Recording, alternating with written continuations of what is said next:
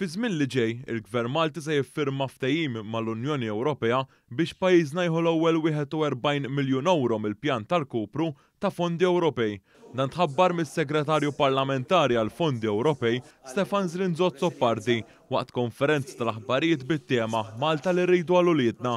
Dawn il-fondi se jingħataw bħala parti mill-pjan tal-kupru ta' Malta li ammonta għal 345 miljun euro li 316 miljun minnhom huma għotja minn fondi tal-Unjoni Ewropea. Is-Segretarju Parlamentari qal kif dan il-pjan ġie approvat kemm mill-Kummissjoni Ewropea u anke mill-Kunsill tal-Ministri tal-Unjoni Ewropea.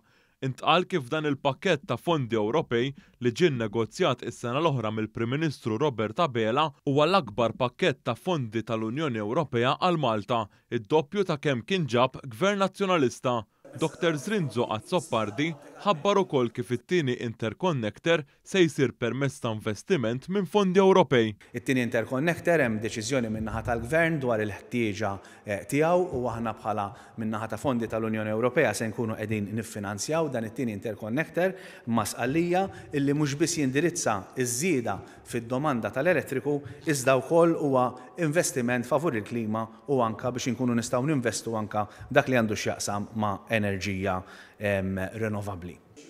Fis-settur tal-enerġija u ambjentali, Dr. Zrinzot-Zoppardi qal li permezz ta' fondi Ewropej se jinbnew diversi charging pillars madwar il-pajjiż, il-mol tal-Irmiċ f'San Pawl il-Baħar u l-proġett tax-Xortu Xib.